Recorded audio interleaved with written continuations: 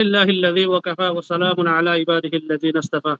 أما بعد أعوذ بالله من الشيطان الرجيم بسم الله الرحمن الرحيم আমরা গতকালকে রোগীর শরীরে দিন হাজির করছি ধারাবাহিকভাবে একটু বলে দেই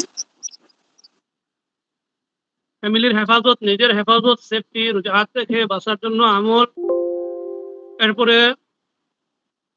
নিজের সেফটির জন্য পরিবারের সেফটির জন্য সবকিছু আলহামদুলিল্লাহ আমরা পাইছি এরপরে আমিল কামিল হওয়ার জন্য কি কি প্রয়োজন সবগুলো আমরা পাইছি আলহামদুলিল্লাহ এরপরে আমরা রোগ নির্ণয় করছি আমাদের রোগের মধ্যে জিন্নাতের আসর বা দৃষ্টি এটা ধরা পড়ছে এখন আমরা আসরকৃত জিনটারে আমরা শরীরের মধ্যে হাজির করছি এখন শরীরের মধ্যে হাজির করার পরে তারে আমরা আটকাবো কেমনে সে যেন আমাদের অনুমতি ছাড়া যখন মন চায় যাইতে পারবে যখন মন চায় আসতে পারবে এরকম যেন করতে না পারে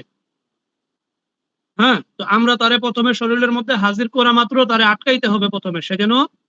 চলে না যায় কথাবার্তা শেষ হওয়ার আগ পর্যন্ত যতক্ষণ পর্যন্ত আপনি আমিল তারে ছেড়ে না দিবেন ততক্ষণ পর্যন্ত সে যেন যাইতে না পারে পালাইতে না পারে তো সর্বপ্রথম আমাদের কাজ হচ্ছে গিয়া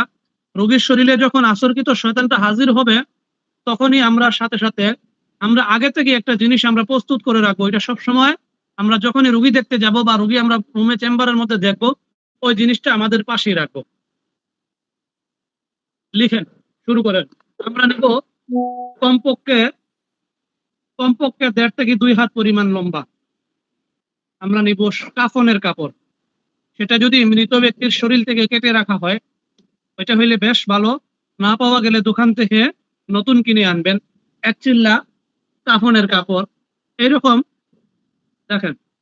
লম্বা 1.5 থেকে 2 হাত এইরকম হইলেই চলবে ঠিক আছে বেশি বড় লাগবে না বাস এইরকম মনে করেন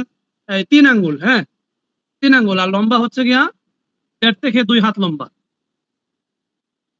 বা একটু বেশি কম বেশি হইলে সমস্যা নাই এখন দুইটা পড়ে নেবেন দুইটা পড়ে রাখবেন দুইটা সেম পদ্ধতি তো আমরা দুরূদ শরীফ পড়বো বেজোর সংখ্যায় দুরূদ শরীফ পড়ার পরে এটারে সমান ভাগ করব সমান এরপরে এই যে মাঝখান আছে ঠিক মাঝখানে এরকম আমরা একটা গিরা দিব এই দেখবেন সবসময় খেয়াল করে দেখবেন এই যে আমার গিরাটা দিয়ে